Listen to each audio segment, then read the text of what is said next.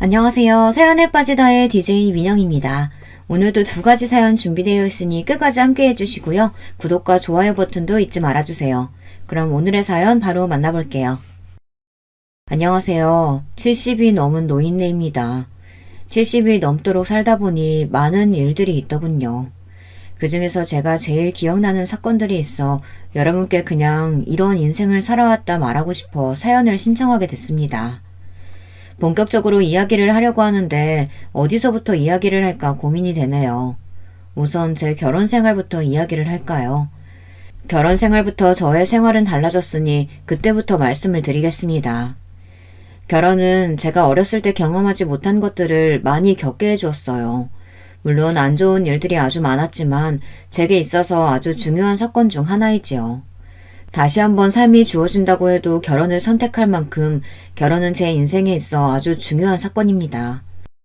빛 한 줄기 없던 제 삶에 희망이라는 걸 봤기 때문이죠.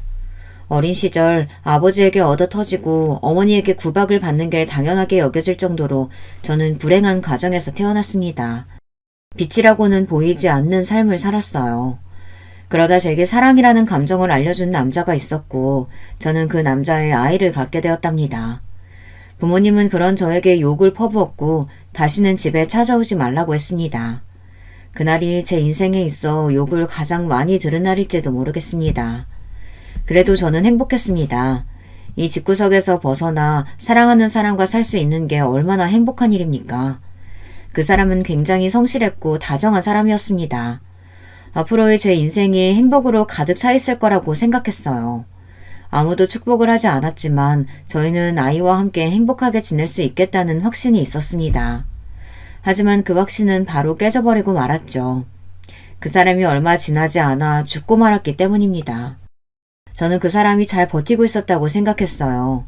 그런데 지금 생각해보면 그 당시에 저도 불안해서 그 사람이 잘 버티고 있어야만 한다고 생각을 했나 봅니다. 그 사람에게 괜찮은지 물어본 적이 없었던 것 같네요. 그 사람이 떠난 이유는 다름 아닌 사기 때문이었습니다. 다 같이 잘 살고 싶은 마음에 투자를 했는데 그 사람이 사기꾼이었고 그 사람은 어떻게든 돈을 찾으려고 노력했지만 이미 없어진 돈 어디서 찾는가 말입니까? 결국 찾지 못하고 그 사람은 유서 한 장만 남겨두고 세상을 떠났습니다. 정말 절망적이었어요. 겨우 밝혀둔 불이 꺼지고 말았죠. 그땐 저도 어렸고 딸도 어린 나이고 어떻게 해야 할지 몰랐습니다. 저는 살기 위해 발버둥을 쳤습니다. 심지어는 밤일도 해봤죠. 그러다가 이건 도저히 아닌 것 같다는 생각에 다시 친정집으로 가서 무릎을 꿇고 싹싹 빌었습니다. 한 번만 봐달라고 용서를 구했어요. 그때는 정말 누구에게 말할 수 없을 정도로 서러웠습니다. 하지만 후회는 하지 않았어요. 딸이 있었기 때문에 어떻게든 살아보겠다고 발버둥을 쳤습니다. 사랑하는 사람을 잃은 건 정말 큰 슬픔이지만 딸과 함께 죽을 수는 없었습니다. 혼자였다면 저도 그 사람을 따라갔을 거예요. 그만큼 절망적이었거든요. 하지만 제겐 딸이 있으니 그럴 수 없었죠. 제가 빛 한 줄기 없던 삶에 희망이라는 걸 봤다고 했었잖아요. 그 희망이 바로 딸이었습니다. 딸은 제게 그 누구보다도 더 소중한 존재가 되었기 때문입니다. 딸이 있어서 제 삶이 시작되었고 딸이 있어서 돈을 벌게 되었으니까요. 다행히 한동안 친정집에서 지낼 수 있었습니다. 이상하게도 부모님은 더는 제게 면박을 주지 않으시더라고요. 심지어 딸도 예뻐해줬습니다. 당연한 일이지만 제게는 당연하지 않았어요. 늘 욕이나 하던 사람이 갑자기 잘해준다고 생각해보세요. 이 사람이 뭘 잘못 먹었나 무슨 일을 벌였나 생각이 들지 않겠습니까? 그래서 저는 의심을 할 수밖에 없었습니다. 그런데 역시 부모님이 저와 딸에게 잘해주는 이유가 다 있었습니다. 저를 다른 곳에 팔았기 때문에 제게 잘해준 것이었습니다. 그렇게 저는 두 번째 결혼 생활을 하게 되었죠. 처음에 저는 애딸린 아줌마와 누가 결혼을 하나 했는데 몸이 불편하고 나이가 꽉 찬 남자였습니다. 계속 어린 여자만 고집해 결혼 때를 놓쳤다고 했어요. 하지만 어느 여자가 나이 많은 그것도 몸이 불편한 남자를 만나겠습니까? 여러분이라면 만나겠어요? 그래서 시댁 부모님은 하자 있는 젊은 여자를 찾던 중 저를 찾았고 아이 하나 정도면 자기들이 얼마든 받아들일 수 있다고 해서 팔려가게 되었던 것이었습니다. 제게는 어떤 선택지도 없었어요. 처음에 그래도 좋은 사람일지도 모른다는 기대를 했습니다. 하지만 그런 기대조차 시간 낭비였어요. 솔직히 말하면 저는 이 집에 아들을 낳으러 온 가정부나 마찬가지였습니다. 저는 가서 홀대란 홀대는 다 받았어요. 그리고 남편이란 작자는 어찌나 성격이 고약하던지 몸이 불편하다고 약자라는 말, 저는 그 말을 가장 싫어합니다. 몸이 불편하다고 해서 정신마저 불편한 건 아니지 않습니까? 남편은 툭하면 자기를 이상하게 본다며 저를 때렸습니다. 제가 피하면 물건을 마구 던졌습니다. 그런데 여러분, 제가 한 가지 질문을 해볼게요. 물건을 던지거나 누군가를 때렸다면 그건 누구의 잘못일까요? 질문이 너무 쉬운가요? 누군가가 먼저 위협을 강하지 않는 이상 때린 사람이나 던진 사람이 잘못한 거 아닌가요? 그런데 저는 오히려 그런 남편을 제지를 못한다고 시부모님께 혼이 났습니다. 시부모님은 자기 남편 간수도 못한다고 혼을 냈습니다. 아들이 태어나기 전까지는 금이야 오기야 아주 귀하게 대했는데 아들을 낳고 나서는 제가 어떻게 돼도 상관없다는 사람처럼 저를 대했습니다. 그렇게 저의 결혼 생활은 식모살이나 다름없던 불행한 생활이었어요. 그래도 아이들은 잘 자라주었어요. 시댁 부모님이 부유한 편이라 부족함 없이 자랐습니다. 물론 아들만요. 아들은 정말 부족함 없이 잘 자랐습니다. 하지만 딸은 달랐어요. 딸에게 지원을 안 해준 건 아니었습니다. 하지만 은근히 아들만 챙겼고 딸도 어느 정도 눈치를 채서 어리광을 부리지는 않았습니다. 그렇다고 제게 왜 자기만 차별하냐고 하지도 않았어요. 그런 딸에게 서운하지 않냐고 물어본 적이 있었는데 자기는 다른 집안 사람이니 이해를 한다고 하더군요. 그런 말을 들으니 어찌나 마음이 아프던지. 하지만 제가 해줄 수 있는 건 아무것도 없었습니다. 그저 딸을 더 소중히 대하고 사랑하는 것밖에 없었죠. 저는 결혼하고 몇 년 뒤 일을 하게 되었습니다. 아들이 어느 정도 크니 시어머니께서 집에서 놀 생각하지 말고 밖에 나가서 돈이라도 벌라고 했습니다. 그래서 저는 작은 식당에 들어가서 일을 하게 됐습니다. 그런데 집안에 있는 것보다는 일을 하는 게 훨씬 재밌지 뭡니까? 일하는 사람이 저를 괴롭히겠습니까? 아니면 손님들이 괴롭히겠습니까? 물론 진상 손님이 있기는 했지만 집에서 매일 보는 시부모님과 남편만 하지는 않았습니다. 그래서 저는 일하는 시간이 너무 행복했죠. 집에만 있으면 구박만 받고 맞기만 하는데 저를 필요로 해주는 사람도 있고 즐겁게 일을 할 수 있다는 게 어찌나 즐겁던지 아이들만 아니었으면 당장 뛰쳐나와 혼자 즐기고 싶은 마음뿐이었습니다. 저는 몇 년 동안 일을 하고 집에 들어와 아이들을 보고 남편 뒷바라지를 하며 살았습니다. 그러고는 한 번씩 친정으로 갔었죠. 가서 욕만 먹는데도 부모라고 인사를 하러 갔습니다. 그러다 제가 참지 못한 일이 생기고 말았는데요. 아니 글쎄 남편이란 인간이 바람이 났지 뭡니까. 그 작자는 돈이 없었으면 살지 못했을 거예요. 돈으로 이 여자 저 여자 만났더라고요. 그 모습을 보고 저는 정말 아들을 낳기 위한 존재였다는 걸 깨달았습니다. 그 모습을 보고도 시부모님은 아무 말 하지 않으셨기 때문이에요. 저는 더는 참을 수가 없어 남편에게 따졌습니다. 정말 너무한 거 아니에요? 이 집에서 집안일도 하고 일도 하고 당신이 하는 게 뭔데요? 바람 피우는 거? 지금 그게 당신이 할 짓이에요? 왜? 너도 내가 몸 불편하다고 무시하는 거냐? 내 몽뚱이가 이렇다고 아무랑 못 만날 것 같아? 아니, 지금 그게 문제예요? 당신이 바람을 피우고 있다는 게 문제잖아요. 이게 보자 하니까 어디서 여자가 하늘 같은 서방한테 소리를 쳐? 이게 정신이 나갔나? 저 이렇게는 못 살아요. 제발 좀 정신 좀 차리세요. 니까짓게 못 살면 야 너는 나 아니었으면 네 딸이랑 그냥 거지꼴로 살았을 거. 내가 데려와서 아들도 낳게 하고 잘 사는 집 며느리도 하겠구만. 말하는 거 보면 하여튼 이래서 없는 것들 데려오면 안 되는 건데. 에휴. 저는 남편의 이야기를 듣고 충격을 받을 수밖에 없었습니다. 남편의 당당한 태도에 대해서는 충격을 받지 않았어요. 그럴 만한 인간이라고 생각했기 때문이죠. 하지만 딸은 완전 남처럼 생각하더군요. 아무리 피가 섞이지는 않았어도 그래도 제 자식인데 그런 식으로 이야기하는 건 너무하지 않나요? 저는 그 이야기를 듣고 남편의 뺨을 때렸습니다. 그리고 저는 남편의 지팡이에 머리를 맞았고 순간 눈앞이 캄캄해지며 쓰러지고 말았습니다. 그리고는 딸의 소리와 함께 정신을 차려 일어날 수 있었어요. 그런데 정신을 차리자마자 저는 시어머니에게 맞고 말았습니다. 이년아, 네가 뭔데 우리 아들을 때려? 하지 마세요. 우리 엄마 때리지 마. 그 애미의 그 딸이라더니 아주 성격이 고약한 건 닮았구만. 그러는 할머니는요. 성격이 얼마나 거지 같으면 아저씨 성격이랑 똑같아요. 그리고 우리 엄마가 어때서요? 딸은 저를 대신해 필사적으로 시어머니에게 대들었습니다. 저는 그만하라고 할 힘도 없었습니다. 이게 어리다고 봐줬더니 뚫린 게 입이라고 아주 나불나불거리고 있어. 아이고, 이런 걸 우리 장선이 누나라고 부른다니. 아이고, 두야. 어머니, 저희 딸 예뻐해달라고 하지 않을게요. 그런데 딸에게 뭐라고 하지는 말아주세요. 힘이 없었지만 딸에게 뭐라고 하는 건 참을 수 없었습니다. 지 딸이라고 챙기는 것 좀 봐라. 시어머니는 저와 딸을 훑어보며 혀만 계속 찼습니다. 얘, 너 설마 우리 아들이 다른 사람 만난다고 때린 거니? 너 그런 거야? 저는 아무 말도 못했습니다. 아니, 당연한 말을 왜 해야 하는지도 몰랐죠. 너는 말도 못해, 이년아? 안사람이 얼마나 못했으면 다른 여자를 만났겠어? 나는 말이다, 안사람 도리는 다 했어. 그래서 우리 집 양반이 어디 바깥으로 나돌지도 않고 집에만 있잖니? 너는 네 잘못도 모르고 지금 우리 집안 귀한 아들 때린 거니? 참 어이가 없어서. 그럴 거면 나가! 이 집에서 나가라고! 쟤랑 같이 손잡고 나가면 되겠네.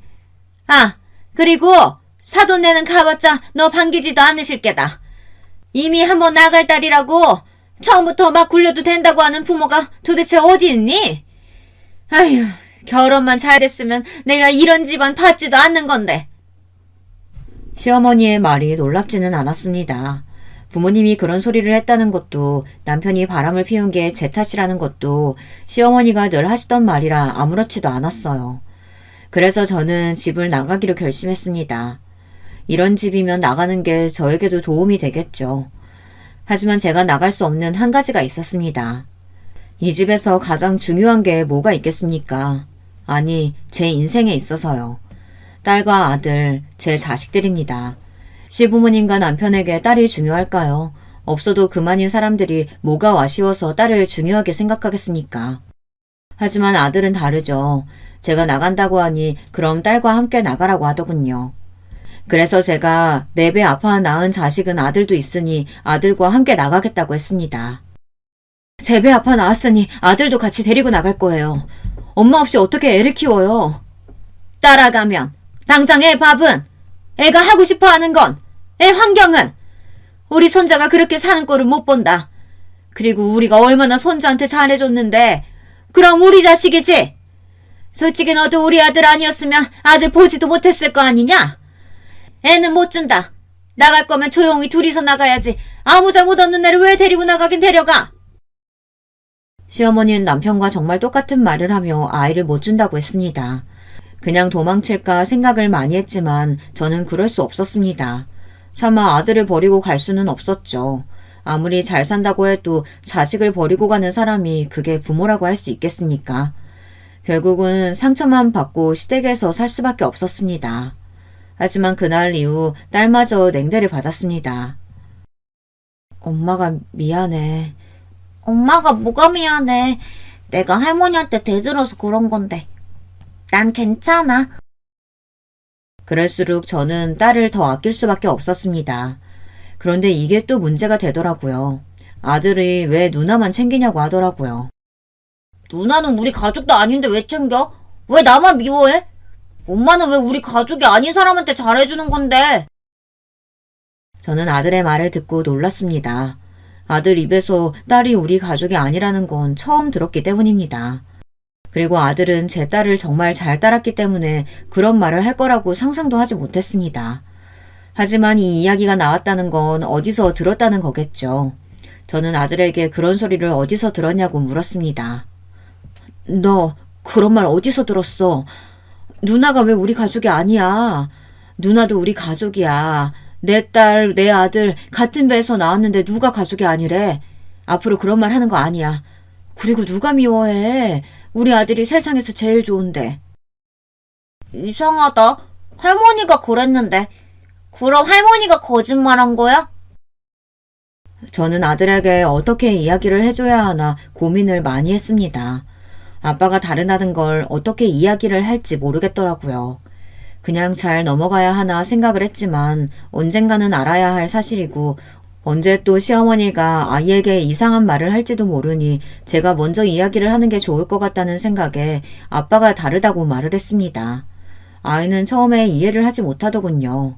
그리고 제가 다른 사람과 결혼을 했었다는 게 충격이었는지 갑자기 너무한다면서 도망을 가기 시작했습니다. 엄마 너무해. 어떻게 다른 사람을 만날 수가 있어? 그럼 나중에 그 사람 따라서 갈 거야? 그래서 나를 그렇게 미워한 거야? 아이가 어찌나 빨리 뛰던지 집 밖으로 뛰쳐나가는 아이를 잡기 위해 저도 힘껏 뛰었습니다. 그런데 제가 그 나이에 힘껏 뛸 일이 뭐가 있겠습니까? 그 어린아이의 체력을 따라갈 수 있겠어요? 당연히 못 따라갔죠. 저는 열심히 아이를 따라갔지만 따라잡을 수 없었습니다. 결국 그날 일도 못하고 집에 들어가지도 못하고 딸과 함께 아들을 찾을 수밖에 없었습니다. 혹시 여러분 중에서도 그런 경험을 한 분이 계실까요? 있으시다면 그때의 기분 기억하시나요? 그때 저는 앞이 노래지면서 아무 생각도 할 수가 없었습니다. 아이가 어떻게 된 게 아닌가, 사고가 났나, 납치라도 당하면 어쩌나 많은 생각이 들며 머릿속에 아무것도 들어오지 않더군요.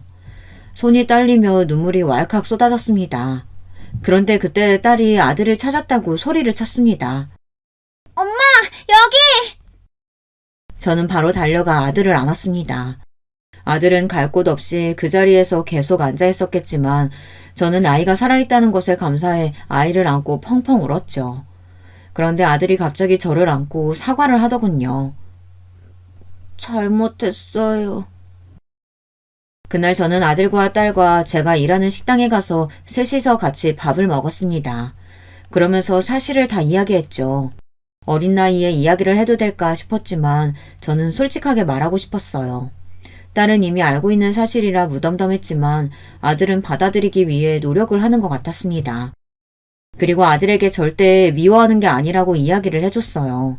아들에게는 그게 가장 중요해 보였으니까요. 그래서 그런 걱정은 하지 말라고 이야기를 해줬습니다. 그 말을 하니 그제서야 아들은 편히 저희를 보더군요. 그리고는 아들은 자기를 사랑하기만 하면 된다고 이야기를 했습니다. 그럼 누나랑 나는 아빠가 다른 거잖아. 그래서 할머니가 우리 누나 보고 우리 가족 아니라고 이야기한 거야? 근데 누나랑 나랑 엄마는 같잖아. 그럼 가족 아니야? 야, 가족 맞지? 너랑 나는 엄마가 같은데 어떻게 가족이 아니냐? 할머니는 그냥 나를 싫어해서 그런 거고 바보야.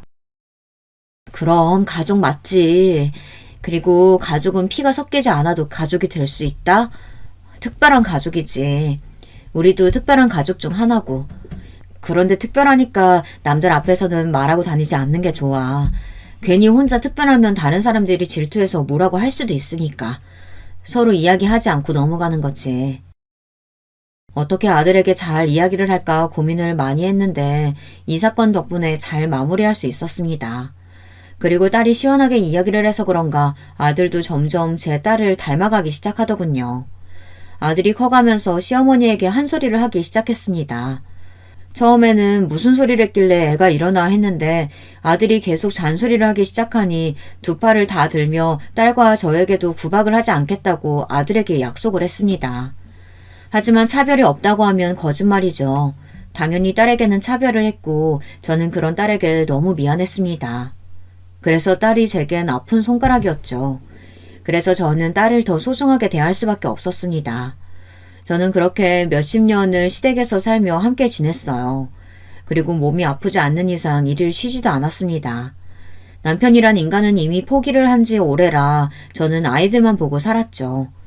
그리고 시부모님의 병간호를 하며 지내다 시아버지가 돌아가시고 몇 년 뒤 시어머니가 돌아가시고 나서야 저는 그제야 자유로워졌습니다. 하지만 문제는 남편이었습니다. 남편은 늙어 더는 돈으로 여자를 만날 수 없었는지 매일같이 술을 마시고 오더군요. 그리고는 매일같이 자기를 무시하냐며 물건을 집어던졌습니다. 그런 모습을 본 아들과 딸은 먼저 이혼 생각은 없냐고 물어봤습니다. 왜 없겠어요. 하지만 이제 와서 이혼하자니 웃기더군요. 뭐 남편이 나이가 더 들어 병시중을 들여야 할 생각을 하면 끔찍하기는 하지만 이게 제 팔자라 생각하고 받아들이기로 해서 그런가 별로 이혼을 해야겠다는 생각이 들지는 않았습니다. 그런데 그런 걱정은 하지 않아도 됐습니다. 그렇게 좋아하는 술로 결국 죽고 말았으니 말입니다.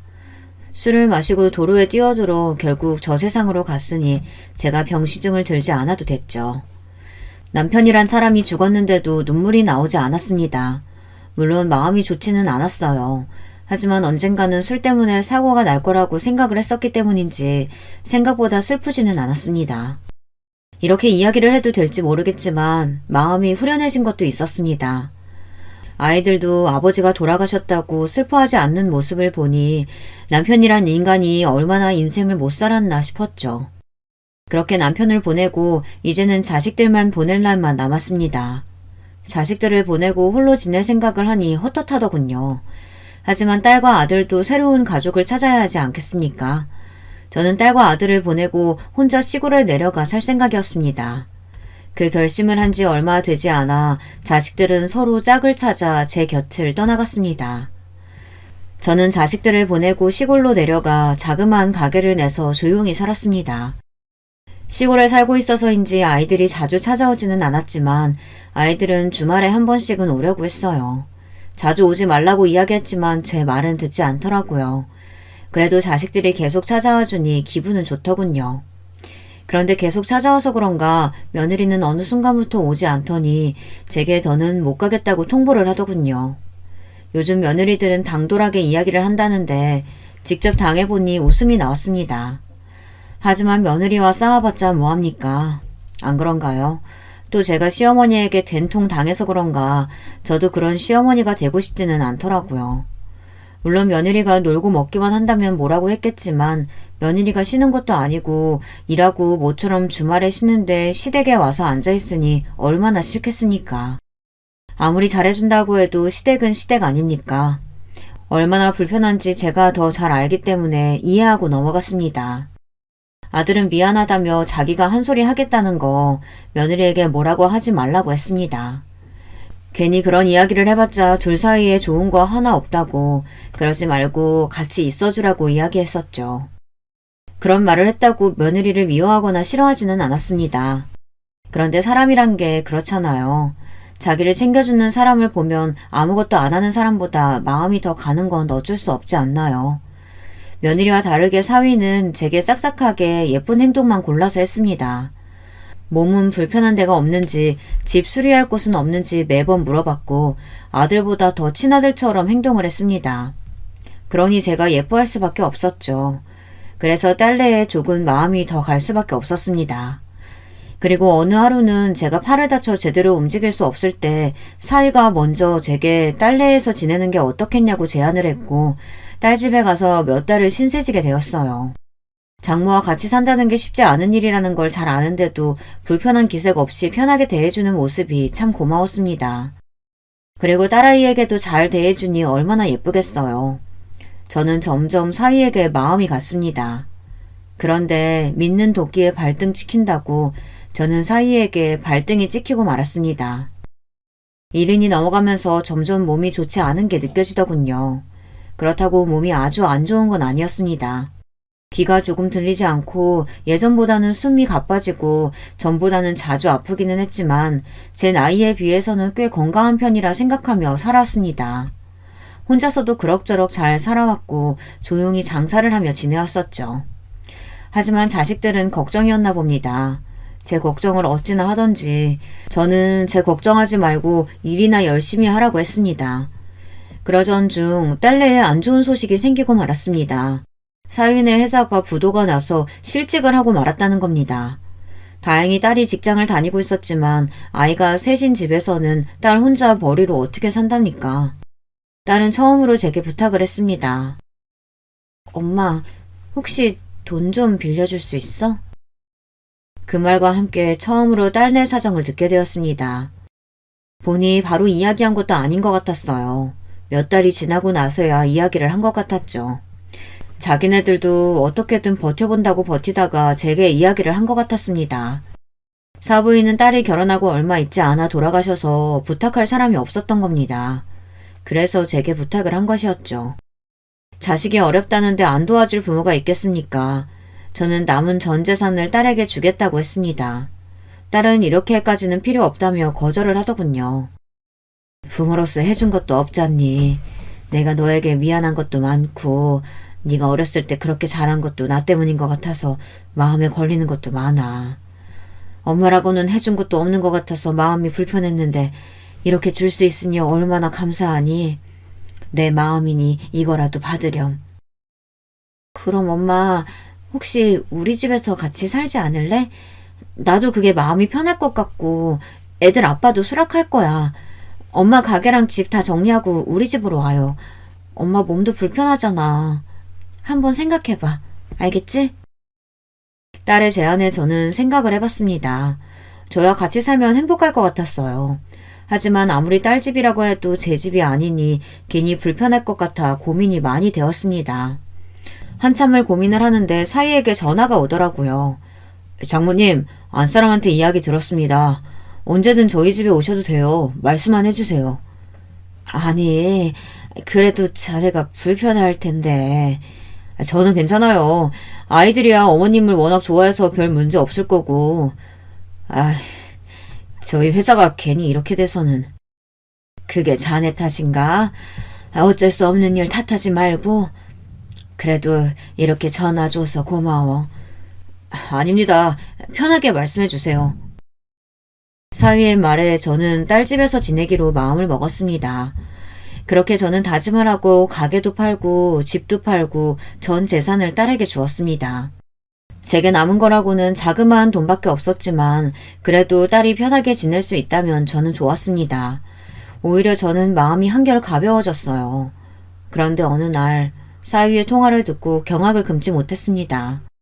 앞서 믿는 도끼에 발등 찍혔다고 했죠. 사위는 저를 요양원으로 보낼 생각을 하고 있었습니다. 여보세요? 거기 요양원이죠? 75세 할머니 들어갈 건데 서류가 어떤 게 필요할까요? 아니, 그렇게 착하던 사위가, 그것도 집으로 오라고 했던 사위가 요양원에 저를 버리려고 한다는 생각을 하니 충격을 받을 수밖에 없었습니다. 그렇지 않나요? 그 말 한마디로 그 전에 있었던 일들이 모두 거짓으로 느껴졌습니다. 믿었던 만큼 저는 배신감이 배로 들었죠.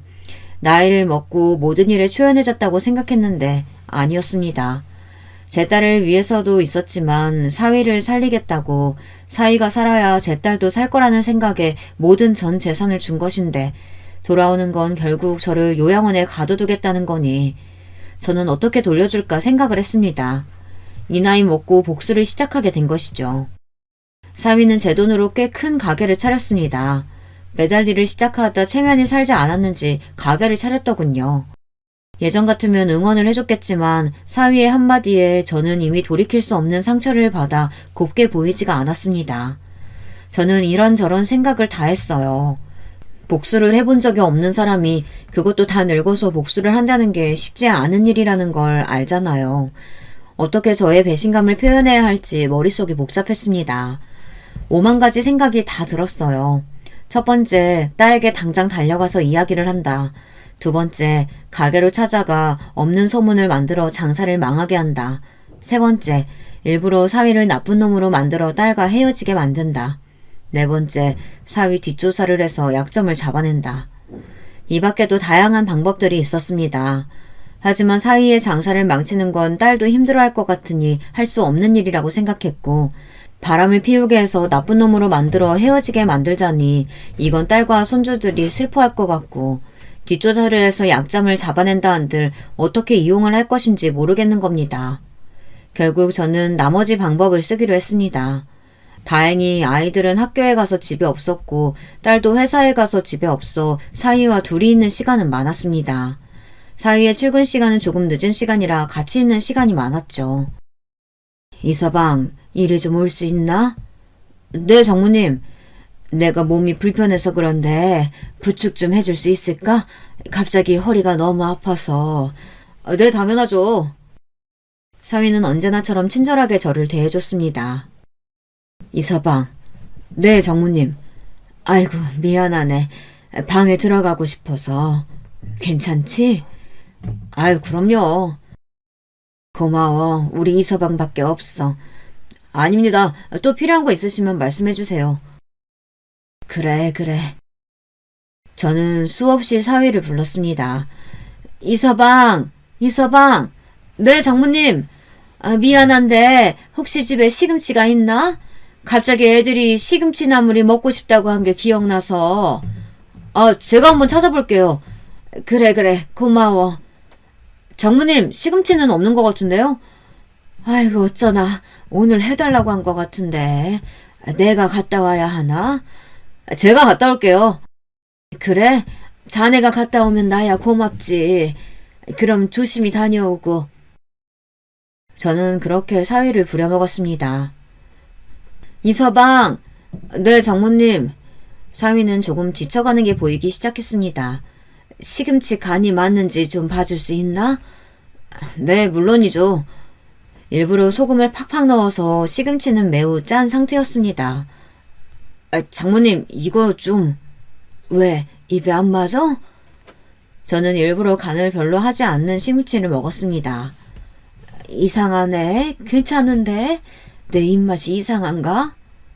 그리고는 다시 엄청 짠 시금치를 사위 입에 넣어줬습니다. 사위는 그제야 너무 짜다고 이야기했고 다시 간이 많은 시금치를 주니 그제야 간이 맞다고 했습니다. 이렇게 저는 사소한 걸로 사위를 괴롭혔습니다. 그런데 그거 아시죠? 사소한 게 결국 터지게 되면 걷잡을 수 없이 스트레스를 받는 거. 저는 사위가 저로 인해 힘들어지길 원했습니다. 그래서 매번 혼자 있을 때 사위에게 시켰고 매번 조금씩 사고를 쳤습니다. 그럴 때마다 사위의 표정은 점점 어두워지고 있었죠. 저는 느낄 수 있었습니다. 사위가 점점 힘들어하고 있다는 걸요. 하지만 단 한 번도 제게 짜증을 낸 적이 없었습니다. 그것도 참 대단하지 않나요? 짜증 낼 법도 한데 짜증 내지 않고 제 요구를 들어주니 대단하다고 생각을 했습니다. 하지만 그 발언이 너무 괘씸해서 참아줄 수는 없었어요. 그래서 계속 사위를 못살게 굴었습니다. 집안에서도 괴롭혔지만 밖에서도 괴롭히기 시작했답니다. 친구들과 함께 사위 식당에 가서 밥을 먹고 계산을 하지 않고 나왔죠. 당연히 사위라면 돈을 받지 않을 거라고 생각했고 아니나 다를까 장모님이 왜 계산을 하냐며 말리더군요. 그 이후로도 저는 종종 친구들을 데리고 사위 식당으로 갔습니다. 물론 계산을 하지 않고요. 시간이 지나면 지날수록 사위의 표정은 좋지 못했습니다. 그리고 중간중간 제가 이것저것 막 시키기까지 했고요. 사위는 더는 참기 힘들었나 봅니다.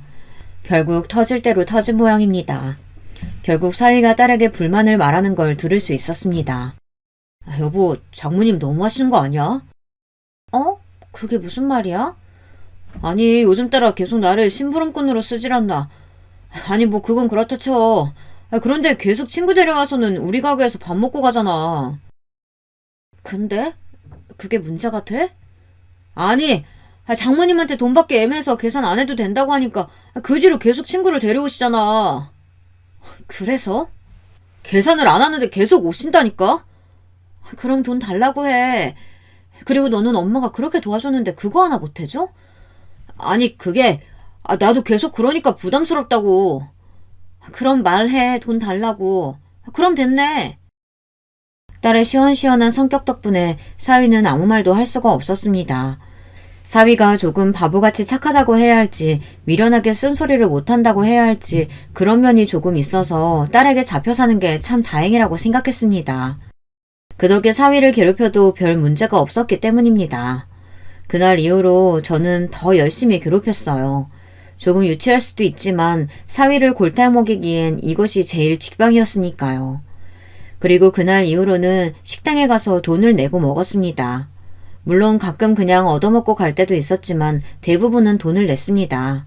그러니 아무 말도 못하더군요. 딸과의 다툼 이후부터는 조금 다른 방법으로 갔어요.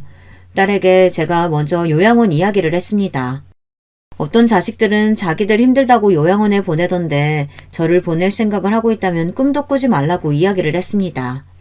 그런데 사위의 표정은 참 한결같더군요.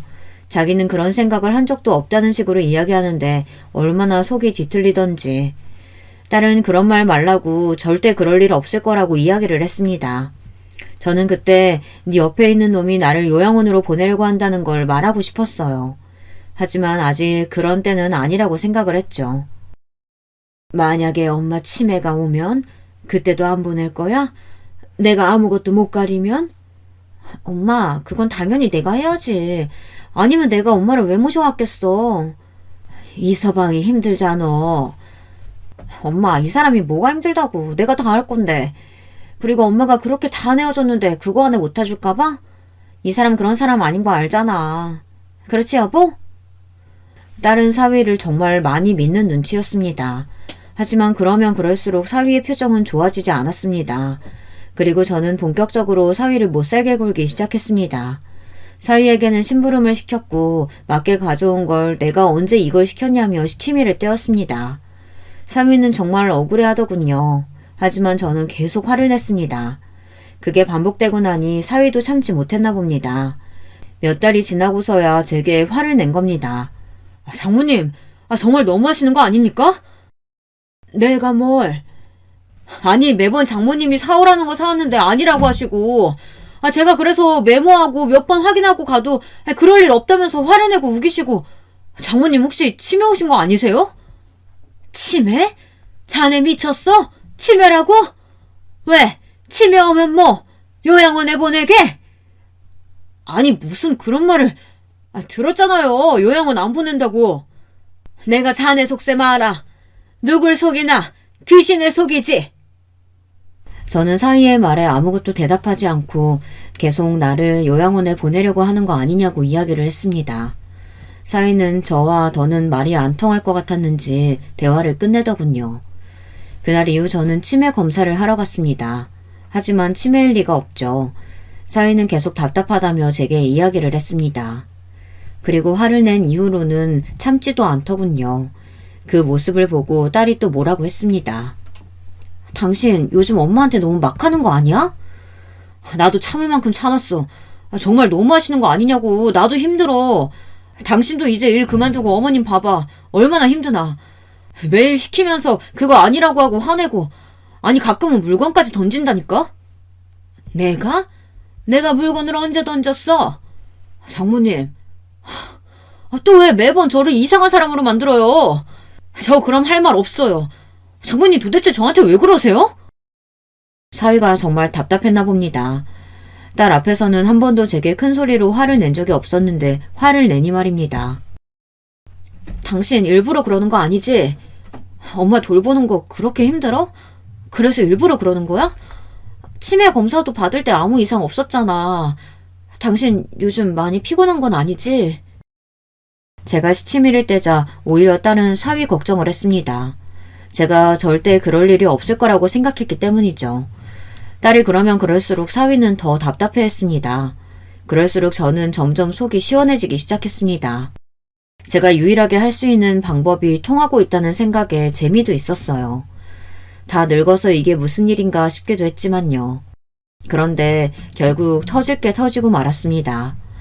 저의 행동에 사위는 참지 못하고 딸에게 이렇게는 못 살겠다며 집을 나가고 말았습니다. 제가 조금 심하게 하기는 했지만 못 버티고 나가버릴 줄은 몰랐습니다. 그때서야 딸은 심각성을 느꼈는지 제게 묻더군요. 엄마, 들어보니까 조금 도를 지나치는 행동을 하는 것 같던데 왜 그래? 아니, 난 솔직히 잘 모르겠어. 누구 말을 믿어야 할지. 그런데 우리 남편도 힘들어하는 걸 보면 거짓말은 아닌 것 같아서 물어봐요. 내가 왜? 뭘 했다니? 이서방 참 웃기다. 아니, 남편 말로는 점점 말도 격해지고 마음에 안 들면 짜증도 내고 가끔은 이서방 때린다며. 이서방이 그러더라. 장모님이 일부러 그러는 거 아니냐고. 내가 일부러 왜 그런 짓을 해? 엄마, 솔직하게 이야기해. 내가 볼 때는 엄마 치매 아닌 것 같거든. 그런데 묘하게 이서방한테만 그러는 거 알아? 딸은 눈치를 채고 제게 물었습니다. 결국 저는 모든 사실을 말할 수밖에 없었죠. 그러자 딸이 충격을 받은 눈치였습니다. 그걸 보니 딸이 몰랐던 일인 건 확실했었죠. 그 말을 듣고 딸이 노발대발 화를 내며 가만두지 않겠다고 하더군요. 이게 은혜도 모르고 그런 말을 해? 엄마, 나도 가만히 못 있겠다. 그리고 딸과 함께 사위를 골탕 먹이기 위해 작전을 짰습니다. 그런데 그럴 필요가 없어졌어요. 저도 모르게 진짜 복수가 시작되고 말았거든요. 역시 인생이라는 게 어떻게 흘러가는지 모르는 게 맞았습니다. 제 복수가 이렇게 끝날 줄 누가 알았겠습니까? 딸도 함께 사위를 골탕 먹여주려고 했는데 이게 웬걸. 사위가 다른 여자와 함께 지낸다는 소문을 들었습니다. 아니 남자들은 가만히 있는 법을 모릅니까? 아니면 이런 놈들만 걸리는 겁니까? 왜 저희 모녀에게 이런 시련이 오는지 원망스럽더군요. 그런데 사위의 바람이 저 때문에 일어난 건 줄 알았는데 알고 보니 한참 전부터 만나고 있더라고요. 사위의 바람 상대는 예전 직장 동료인 것 같더군요. 딸이 그 사실을 알자마자 지인들을 통해 물어봤고 그때 충격적인 사실을 알게 되었습니다. 회사 사람들은 공공연히 다 아는 사실이라고 했거든요. 어쩐지 당당하게 집을 나가더라니 생활할 곳이 있어서 그랬는 모양입니다. 얌전한 고양이인 줄 알았더니 아주 교활한 여우더군요. 딸의 결혼마저 이렇게 허무하게 끝나버리는 건 아니라고 생각했습니다. 딸은 믿었던 사위의 바람에 충격에 못 벗어나 시름시름 앓았어요. 그래서 저는 아들에게 돈을 빌려달라고 부탁했습니다. 아들은 그냥 쓰라고 거액의 돈을 제게 주더군요. 자식한테 이렇게 돈을 받는다는 게 미안했지만 딸을 위해서 사양하지 않고 받았습니다. 아들도 제 누나의 사정을 알고 있어서 그런지 돈을 더 많이 챙겨준 것 같더라고요. 저는 그 돈을 들고 바로 업체에 부탁을 해서 사위의 바람 현장을 증거로 남겨두기 위해 노력했습니다. 그런데 이놈이 앞에선 착한 척 뒤에서는 아주 못된 짓이라고는 다 하고 다니더군요. 아주 딴 사람인 것 같았습니다. 딸 앞에서는 한없이 약하고 아무 말도 못하는 남편이었으면서 뒤에서는 잘나가는 사업가에 말 한마디에 여자들을 다 꼬실 수 있는 아주 신사다운 모습을 보여주고 있었습니다. 심지어 나이도 이름도 속여가며 사람들을 만나고 있더라고요. 그 말을 들으니 그때 더 때리지 못한 제가 한스러웠습니다. 그리고 더 과감하게 하지 못한 제가 너무 원망스러웠습니다. 증거가 하나둘 모여가는 중 사위가 즐길 걸 다 즐기고 집에 들어오더군요. 그 얼굴을 보니 사정없이 때리고 싶었지만 그러지 않았습니다. 오히려 저는 사위를 안아주며 미안하다고 했죠. 미안하네. 내가 좀 심했지? 사위는 당황하며 제게 이야기를 하더군요. 아닙니다. 제가 죄송하죠. 집을 나가버리는 게 아니었는데 죄송합니다. 그리고는 마지막 최후의 만찬이 시작됐습니다. 손주들에게는 맛있는 거 먹고 오라고 몇십만 원을 쥐어준 뒤 게임도 하고 쇼핑도 하고 게임도 실컷 하고 오라고 했습니다. 그리고 딸과 사위와 함께 밥을 먹었죠. 마지막인 만큼 저는 아주 성대하게 차렸습니다. 장모님, 이걸 다 차리셨어요? 죄송합니다. 저 때문에. 그 말에 저는 사위가 잘못된 길을 걸었다고 생각을 했습니다. 얼굴도 되지 연기도 되지 탑배우 못지않은 실력을 가지고 있는데 왜 그 길로 가지 않았나 의문이 들더군요. 사위는 밥을 아주 맛있게 먹었습니다. 사위가 국을 먹으려고 고개를 숙일 때 이때다 싶어 있는 힘껏 뒤통수를 때렸습니다. 장모님 왜 그러세요? 왜 그러세요? 이 자식이 몰라서 물어? 아니 갑자기 때리는 사람이 알지 맞는 사람이 어떻게 알아요? 그리고 딸이 사위의 뺨을 때렸습니다. 당신 미쳤어? 그리고 사위가 딸을 치려는 거 앞에 있는 시금치 한 주먹을 잡아 던졌습니다. 아니 둘 다 지금 뭐 하는 거야? 장모님 이제 그냥 막 나가겠다는 거예요? 그리고 당신은 뭔데 날 때려? 뭔데 때리냐고? 이 미친놈아 너는 뭔데 바람을 피우고도 그렇게 당당한 거니? 왜? 나는 모를 줄 알았어? 엄마 아니었으면 내가 평생 몰랐겠다. 그치? 네가 집 나가고 나서 주변 사람들한테 어디서 뭐 하는지 물어봤어. 근데 당신 인생 잘못 살았더라. 그거 알아?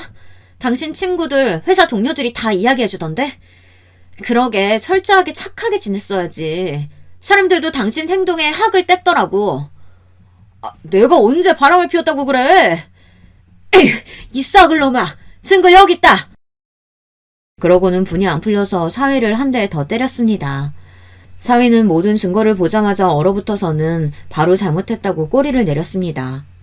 당신, 그리고 엄마 요양원에 보내려고 했다면서? 왜? 받을 돈 다 받았으니 이제 노인네 필요 없어져서 버리려고 했어? 사위는 순간 놀라며 저를 쳐다봤습니다. 아무 말도 못하고 그저 잘못했다고 빌고 있었죠. 하지만 용서가 됩니까? 저희는 끝까지 용서를 하지 못했습니다. 바로 쫓아냈어요. 사위는 빈털터리로 쫓겨나고 말았죠. 불쌍하지도 않았습니다. 계속 한 번만 봐달라고 하는데 얼마나 꼴사납던지. 그 와중에 사위는 자기를 예뻐하지 않았냐고 한 번만 봐달라고 이야기를 하더군요. 자업자득 아닌가요? 사위가 그런 저를 요양원으로 보낼 계획만 세우지 않았다면 저는 계속 사위를 예뻐했을 겁니다. 안 그런가요? 그리고 솔직히 누가 딸의 결혼을 망치고 싶겠습니까? 복수라고 해봤자 그냥 노인네의 한풀이 정도로 끝을 내려고 했지 자기가 잘못해서 이렇게 끝난 거 아닙니까? 결국 사위는 아무것도 갖지 못하고 쫓겨나고 말았죠. 친구도 돈도 직장도 자식도 모두 잃은 채 쫓겨났습니다. 어쩌다 보니 완벽한 복수를 하고 말았죠.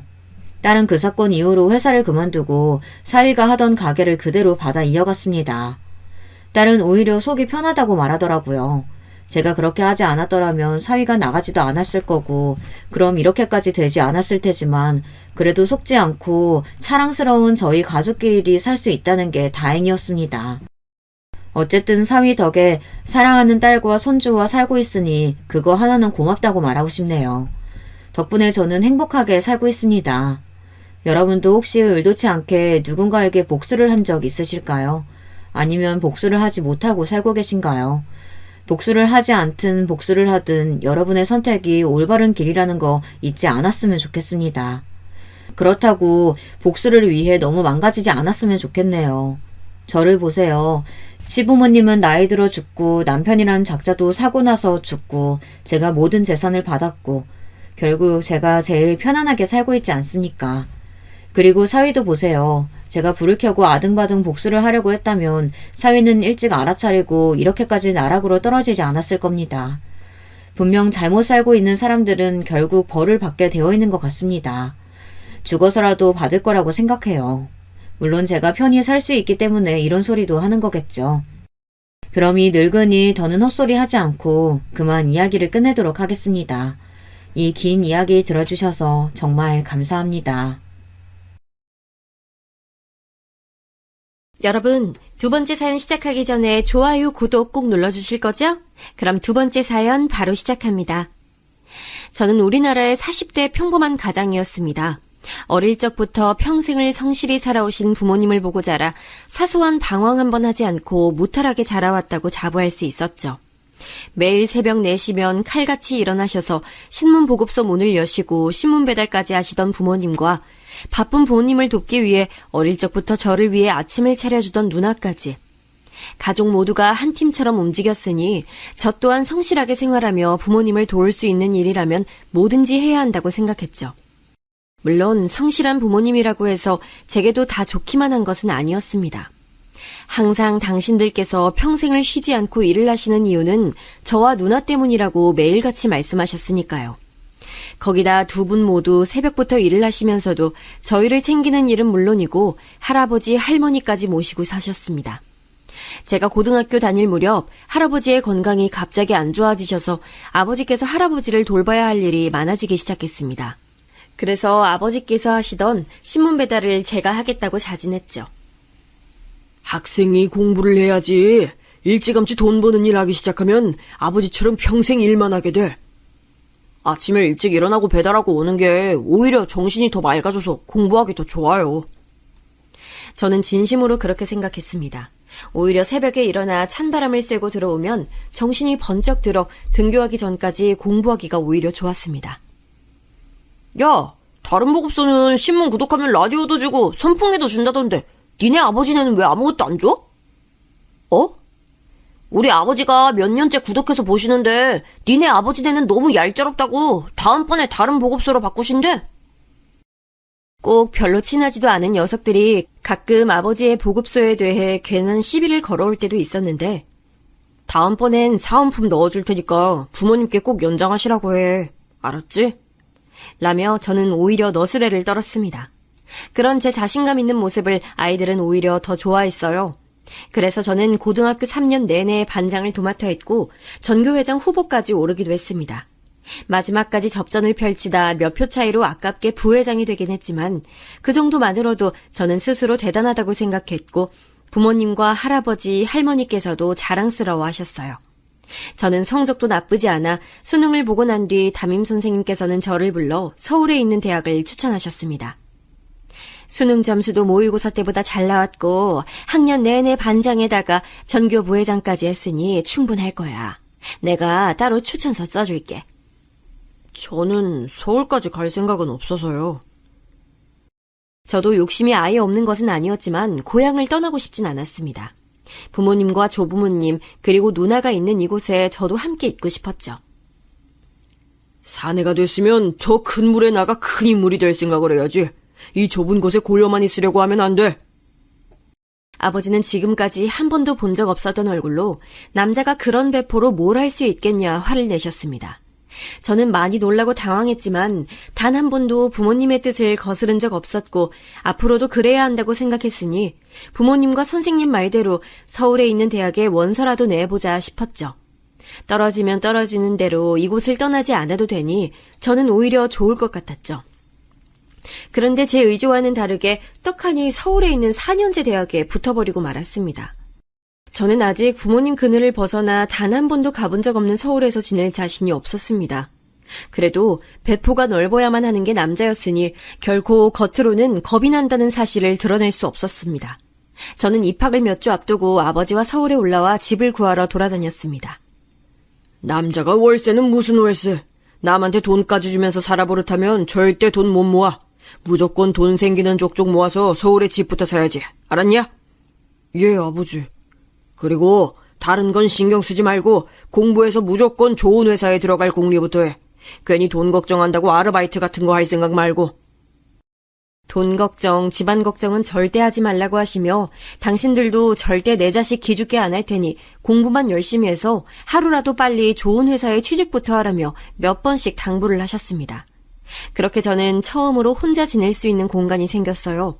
작은 방 하나에 주방, 작은 욕실이 달린 빌라였지만 그래도 지은 지 얼마 되지 않은 새 집이라 마음에 들었습니다. 본가에 있을 때는 없었던 침대도 사고 깨끗한 새 책상도 샀습니다. 그리고 평소 갖고 싶었던 최신 컴퓨터도 샀죠. 당시 할아버지가 지병으로 돌아가셨는데 돌아가시기 전까지 계속 병원에 계셨으니 부모님께서 병원비로 은행에 빚까지 지셨다는 이야기를 누나에게 들어 알고 있었습니다. 부모님의 노고를 누구보다 잘 알고 있었던 저는 즐거운 대학생활보다는 목표를 위해서만 달리며 영장이 나오자마자 바로 입대를 냈고 제대를 하자마자 곧바로 복학했습니다. 제게는 시간이 부족했으니까요. 제가 좋아하는 관심사나 하고 싶은 것, 연애 이런 것에 신경 쓰며 여유를 부릴 시간은 단 하루도 없었죠. 하루라도 빨리 졸업을 해야 했으니까요. 방학 때마다 본가에 내려가면 누나가 임용고시에 또 떨어졌다며 항상 집안 분위기는 좋지 않았습니다. 누나는 몇 푼 되지 않는 월급을 받으며 작은 학원에서 일을 하고 있었으니 저라도 빨리 취직을 해야 한다고 생각했죠. 저는 졸업을 한 학기 남겨두고 지원할 수 있는 기업이란 기업엔 다 지원을 했습니다. 매일매일이 면접 준비와 면접의 연속이었죠. 서울에 올라와 보았던 삐까뻔쩍한 건물들을 볼 때마다 저는 서울에서 대학만 나오면 제가 원하는 회사에 척척 입사할 수 있을 거라 생각했습니다. 그런데 그 벽이 이렇게 높고 넘기 어려울 거라고는 생각지도 못했어요. 합격 발표난 것은 아직도 없어? 어머니는 넌지시 물으셨습니다. 아무래도 아버지께서 매일같이 제게 전화해보라 성하실 게 뻔했으니까요. 네, 아직. 아이고, 우리 아들 마음고생 많겠네. 아버지는 학교 졸업하면 서울에 뭐하러 더 있냐고 성하신대. 큰일이다. 그랬죠. 본가가 서울도 아닌데 더 이상 대학생도 아니고 그렇다고 직장인도 아닌데 전셋집을 깔고 이곳에 있어봐야 부모님께는 득이 될 게 없었습니다. 네, 몇 군데 더 남았으니까 더 노력해 볼게요. 할 말은 그것뿐이었습니다. 다른 말을 할 말도 없었죠. 이제는 회사 이름이며 뭘 하는 회사인지는 중요하지 않았습니다. 아버지가 이름만 아는 곳이라면 어디든 붙어야 한다 생각했죠. 역시 사람은 벼랑 끝까지 서봐야 간절함이 배가 되는 것일까요? 그 간절함이 통했는지 드디어 처음으로 최종 합격 문자를 받았습니다. 제가 원하던 회사는 아니었지만 그래도 아버지께서 들으면 잘 아실 만한 회사였어요. 저는 뛸 듯이 기뻤습니다. 그렇게 아버지가 큰맘 먹고 사주신 양복을 입고 저는 출근했습니다. 그토록 원했던 회사였지만 역시나 쉽지만은 않았습니다. 대학을 다닐 때와는 하늘과 땅 차이였죠. 지금까지 공부해온 것들은 아무짝에도 쓸모가 없었습니다. 하루 종일 상사들의 뒤치다꺼리를 하느라 식사를 거르는 일도 많았고 이런저런 핑계를 댈 수 있는 여자 직원들과는 달리 남자 신입 사원은 상사들과의 술자리와 접대자리에는 절대 빠질 수 없었으니까요. 그러던 어느 날이었어요. 고생했어요. 집이 어디예요? 선임이 먼저 고생했다며 제 존재에 대해 알아주고 먼저 무엇인가 물어봐준 것은 입사 이후 처음 있는 일이었습니다. 그 선임은 회사에서도 일 잘하기로 소문난 여자 상사였는데 저보다 딱 1년 먼저 들어왔다는데도 선임들 사이에서 모두가 입이 마르게 칭찬할 만큼 회사에서는 능력자로 통했죠. 외모도 훌륭한데 명문대 출신이었고 들고 다니고 입는 것마다 모두 다 명품에 고등학교도 강남 8학군에서 나왔다며 소문만 무성했었는데 직접 마주친 것은 처음이었습니다. 마침 가는 방향이 같아 능력자 선배와 저는 함께 택시를 탔죠. 나 신입 때는 술자리는 거의 없었는데 올해는 되게 자주 생기네요. 아, 그런 거예요? 저는 회사원들은 원래 다 이렇게 매일 마셔대는 줄 알았어요. 별말하지 않았는데 선임은 뭐가 그렇게 재밌는지 제 말에 빵 터져서는 자꾸 웃더라고요. 저는 제가 뭘 실수했나 싶어 물었는데 선임은 본인도 회사원이면서 회사원이라고 말하는 게 너무 웃기다며 웃음을 멈추질 않았습니다. 저는 머쓱해서 괜히 머리만 긁적거렸죠. 그러고는 어느 학교를 나왔는지 회사 생활은 어떤지 동기 중 누구와 제일 친한지 쉬지 않고 제게 질문을 하더라고요. 다른 선임이 그랬다면 왠지 불편했을 수도 있었을 것 같았는데 능력자 선배는 굉장히 자연스럽게 편하게 얘기를 이끌어주어서 뭔가 전부터 알던 친구와 얘기를 나누는 것 같았습니다. 나이도 동갑인데 둘이 있을 땐 우리 편하게 지내요. 친구처럼. 능력자 선배도 저와 같은 마음이었는지 먼저 친하게 지내자 얘기를 해주더라고요. 저야 당연히 싫지 않았죠. 회사 내에서 퀸카로 유명한 여자 선임과 사적으로 친구라니요. 제가 좀 앞서가는 것일 수도 있었지만 어쩐지 능력자 선배의 질문들에 나름 제가 잘 대답을 했나 싶어 약간 우쭐해지기도 했습니다. 그러다 결정적으로 능력자 선배와 아주 가까워진 계기가 있었습니다. 회사 내에 체육대회가 있어서 함께 준비물과 도시락 예약을 하기 위해 함께 외출을 나간 적이 있었는데 도시락 가게와 사무용품들이 즐비한 골목을 돌아다니며 함께 다니다 보니 이상하게도 묘한 기분이 들었습니다. 선임은 회사 일인데도 조금이라도 아껴보겠다고 가격 흥정을 했고 그게 잘 통하지 않을 때면 덤이라도 하나 더 얻으려 사장님들과 실랑이를 했습니다. 저는 그 모습이 이상하게 전혀 불편하지 않더라고요. 오히려 적당한 선을 지키면서 상대방의 기분까지 좋게 해준다고 할까요? 저는 자꾸만 선임의 그런 모습들에 시선이 끌렸고 가슴이 술렁였습니다.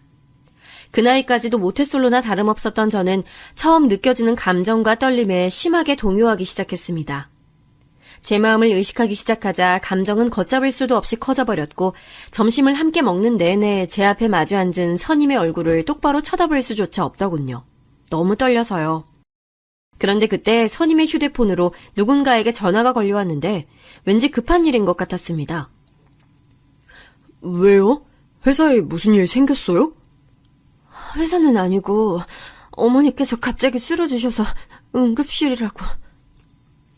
선임은 많이 놀랐는지 가녀린 손까지 벌벌 떨며 휴대폰을 쥔 손을 어쩔 줄 몰라 하고 있었습니다. 어디 병원 응급실인데요? 저는 뭐라도 도움이 되어야 할 것만 같아 서둘러 계산을 하고 가게 밖으로 나왔고 택시부터 잡았습니다. 그리고 놀란 선임의 어깨를 부축하며 택시 뒷좌석에 함께 올라탔죠. 응급실까지 가는 동안 저는 회사에 전화를 걸어 상황을 설명하고 선임이 많이 놀라 제가 응급실까지 모셔다 드리고 복귀하겠다 전달했습니다. 응급실에 도착해 선임의 어머님께서 계시다는 병실로 달려갔는데 다행히도 큰일은 아니었고 어머님께서 원래도 당뇨가 있어 어지럼증이 좀 있으셨는데 하루 종일 일이 바빠 식사도 못하시고 잠깐 바람을 쐬러 밖에 나왔다가 순간 쨍한 햇빛에 머리가 핑 돌며 바닥에 주저앉아 버리셨다는 것이었습니다. 선임은 그제야 좀 긴장이 풀렸는지 그 큰 눈으로 눈물을 펑펑 쏟아냈습니다. 엄마는 왜 밥을 안 먹고 이래? 어머니의 품에 안겨 제발 건강 좀 챙기라며 울먹이는 선임의 모습이 안쓰러우면서도 어머니를 걱정하는 모습이 예뻐 보였습니다. 그때 깨달았죠. 제가 우리 회사 킨카인 능력자 선배에게 빠져도 아주 단단히 빠졌다는 사실을요. 그래도 저만 하시길 다행이네요. 그러게요. 오늘 너무 고마웠어요. 아까 식당에서 나 혼자 있었음 아무것도 못하고 울고만 있었을 거예요.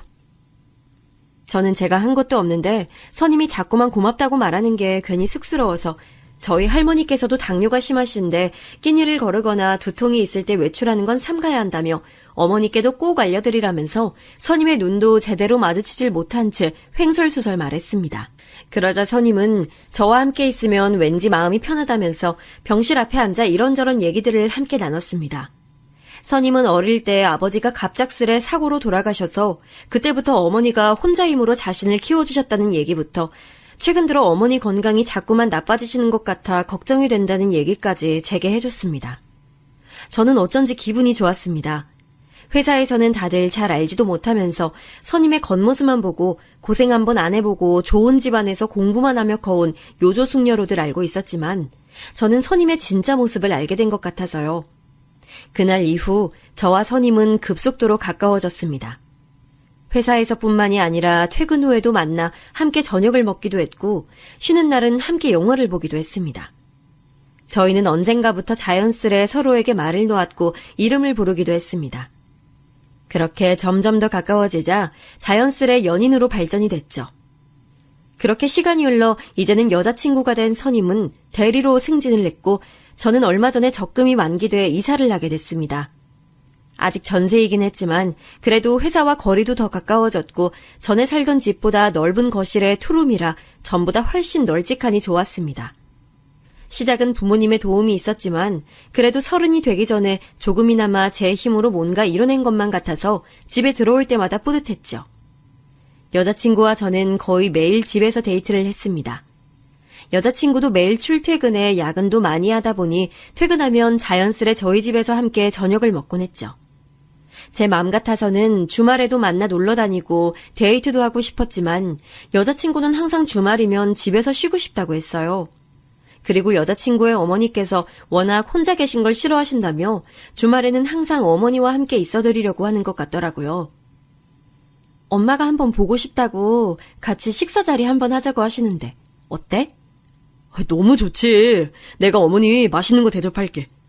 아니야. 엄마가 집에서 맛있는 거 해준다고 했어. 여자친구와 연애를 하면 할수록 저는 점점 더 좋아졌습니다.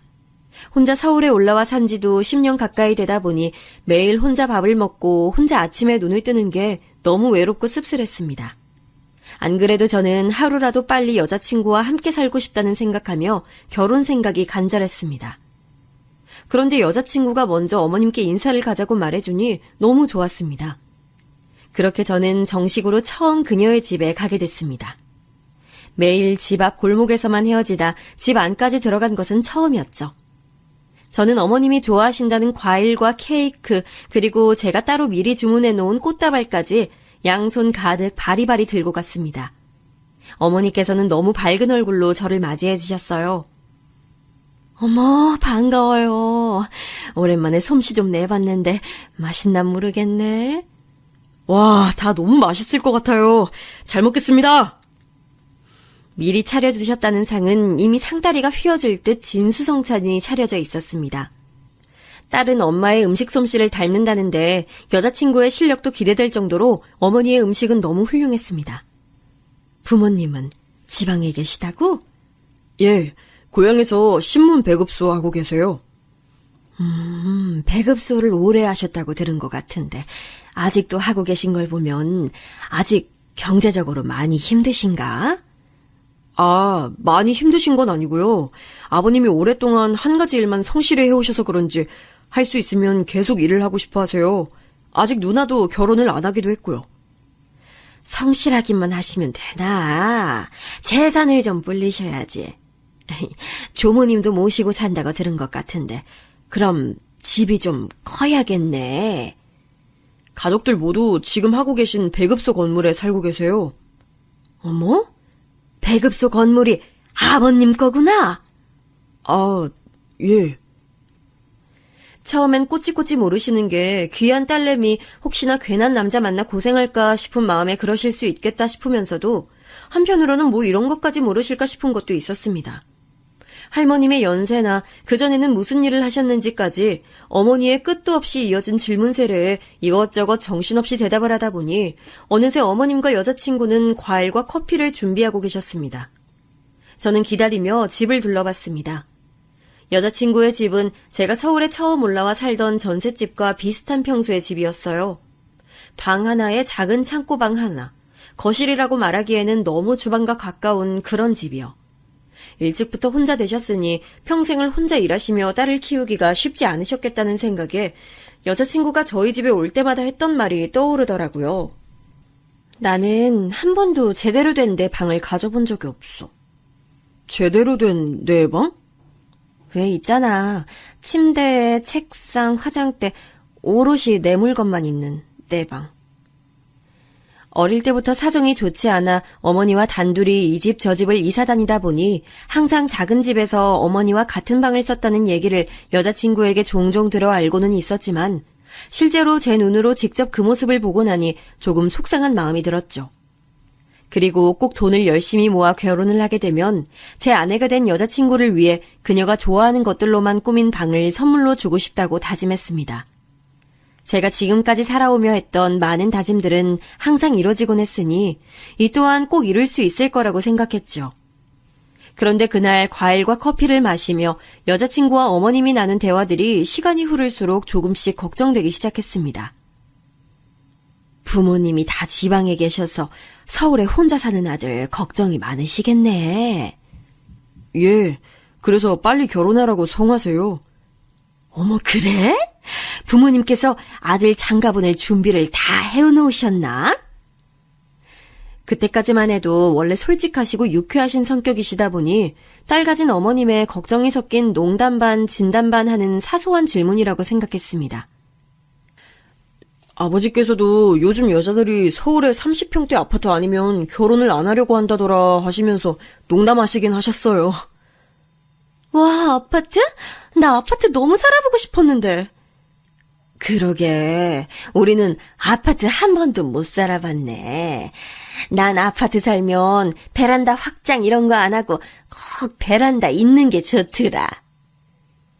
지금 이 자리에서 결혼에 대해 구체적으로 얘기하기는 어려워서 대충 둘러댄 얘기였는데 이야기의 흐름은 마치 지금 당장 제가 결혼을 하게 되면 아파트를 떡하니 준비할 수 있을 것처럼 흘러갔어요. 그리고 가장 중요한 건 마치 여자친구의 어머님까지도 함께 살게 될 것처럼 말씀하셨다는 겁니다. 그날 이후 저는 눈치를 살피다 여자친구에게 말을 돌려 넌지시 꺼냈습니다. 만약 우리가 결혼을 하게 되면 어디에 살고 싶은지에 대해서요. 자기랑 같이 사는 건데 난 어디든 좋지. 그래? 그럼 아파트가 꼭 아니더라도 괜찮아? 그럼.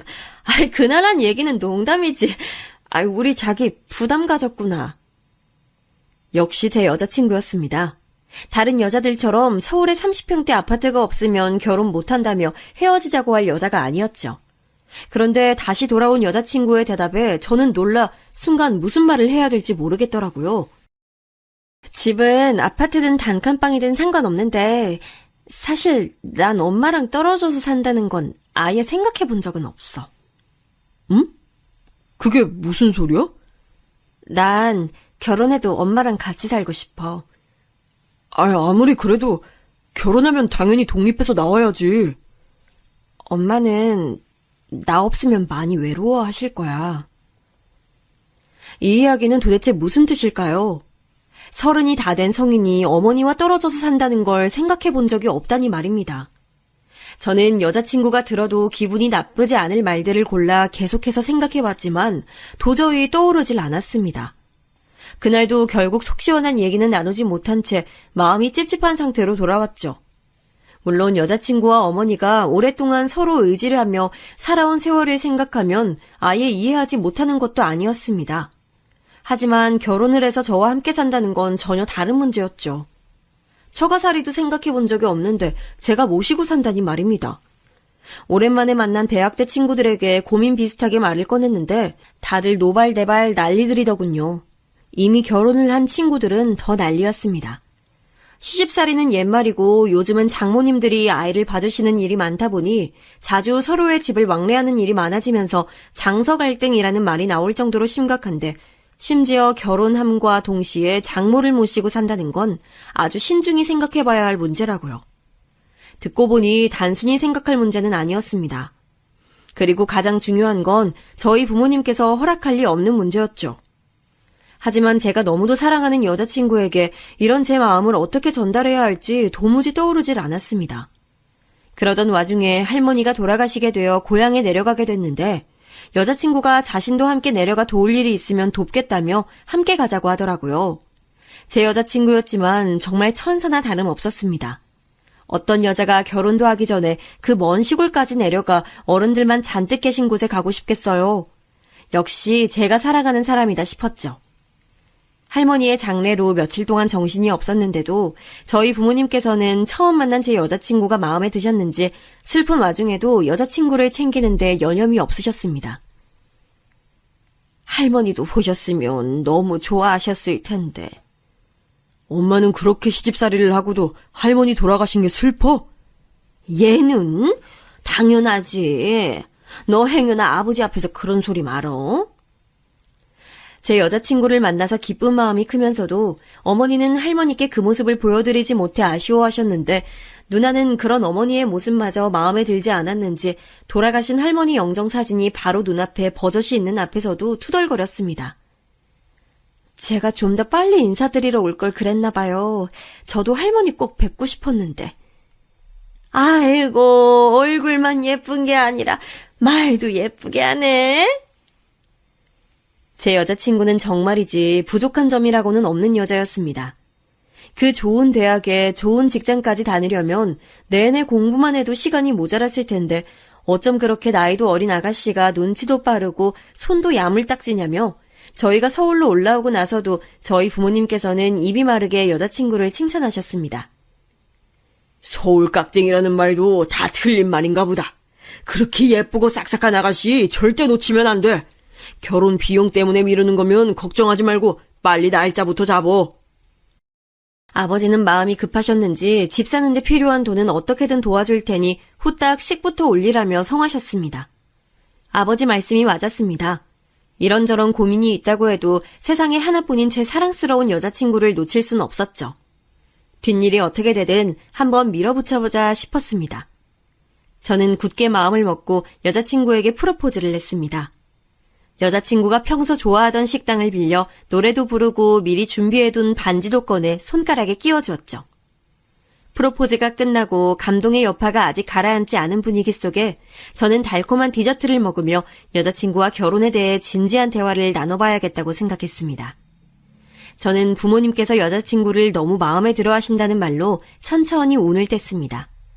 그리고 할머니께서 돌아가시면서 아버지에게 남겨주신 땅과 재산이 조금 있어서 만약 우리가 결혼을 한다면 아버지께서 지금 당장 그 재산들을 정리해 서울의 30평대까지는 아니어도 작은 아파트 정도는 사줄 수 있다고 하셨다고 했습니다.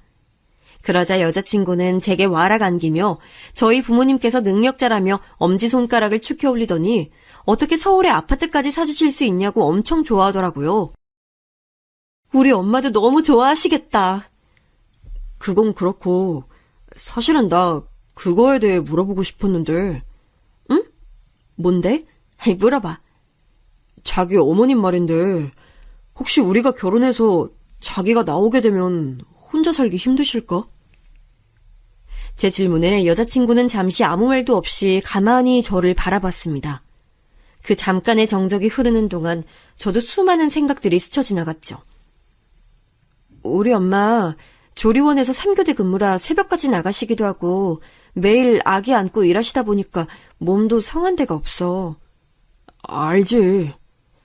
난 우리 엄마 일도 다 그만두고 내가 번 돈으로 호강하면서 나랑 오랫동안 같이 사는 게 꿈이야. 아, 그게 꿈이라고? 자기는 우리 엄마랑 같이 살기 싫구나. 아, 싫다기보다 그런 생각은 아직 해본 적이 없어서. 자기 어머님도 지금까지 시부모님 다 모시고 살았다며. 왜? 자기는 여자는 시부모님 모시는 건 당연하고 남자는 좀 그러면 안 된다고 생각하는 거야? 아니, 난 그런 게 아니라. 자신 때문에 평생을 희생하시며 사신 어머님을 버리고 자신만 좋은 집에서 행복하게 살 자신이 없다며 울먹이는 여자친구에게 저는 절대 버리는 게 아니다. 어머님 댁에서 멀지 않은 곳에 신혼집을 구하겠다고까지 얘기했지만 여자친구는 차라리 그럴 바에야 결혼을 하지 않는 게 더 낫답니다. 저에겐 정말이지 청천벽력 같은 소리였죠. 그 부분은 나도 부모님께 말씀드려봐야 할 것 같아. 정말? 그럼 이번 주말에 나랑 같이 내려갈까? 여자친구는 자신이 저희 부모님께 잘 말씀드리겠다고 함께 내려오겠다고 했지만 저는 그러고 싶지 않았습니다. 제 여자친구 앞에서는 당연히 저희 부모님께서도 솔직하게 말하지는 못하실 테니까요. 예비 장모님을 모시고 사는 걸 만약 부모님께서 반대하신다면 저는 어떻게든 설득해야 했으니 혼자 내려오는 것이 맞는다고 생각했습니다. 네 엄마가 평생을 시부모 모시고 사는 거 보니까 그게 좋아 보였니? 네가 처가살이를 하게? 저의 예상대로 부모님께서는 놀라 버럭 무슨 소리냐며 화부터 내셨습니다. 저희 누나는 어이가 없다는 듯 실소를 터뜨렸죠. 순간 저는 제가 죄인이 된 것만 같았습니다. 그런 부모님의 마음을 이해하지 못할 리 없었지만 하지만 어쩌겠습니까? 여자친구와 결혼을 못한다고 생각하면 눈앞이 깜깜해지는걸요. 그래서 저는 말을 좀 보태기로 했습니다. 여자친구 어머님이 좀 아프셔. 당뇨가 있으시긴 했지만 오랫동안 조리원에서 일하실 만큼 누군가의 도움이 필요하신 정도의 건강 상태는 분명 아니었습니다. 하지만 저에게도 뭔가 명분이 필요한 것 같아 가족들 앞에서는 거짓말을 하고야 말았죠. 조금 전까지만 해도 얼굴이 빨개지셔서 버럭하시던 저희 부모님께서는 할머니께서 당뇨 합병증으로 돌아가신 지 얼마 안 된 상태였으니 금세 걱정이 앞선 얼굴로 도대체 어머님께서 어느 정도 안 좋으신 거냐 물으시며 마음이 약해지신 것 같았습니다. 며느리도 자식인데 사돈이면 다 같은 가족이지.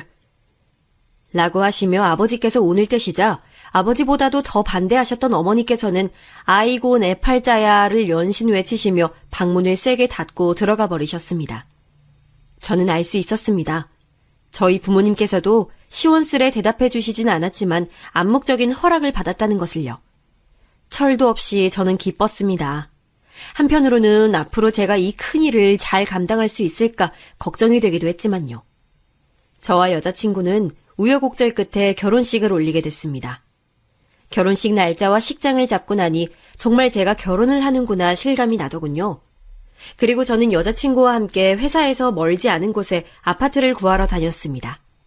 아무리 새 식구 살 집이라고 해도 장모님과 살게 되면 그래도 최소 20평대 평수는 돼야 할 것 같아 알아봤는데 알고는 있었지만 아파트 값이 장난이 아니더라고요.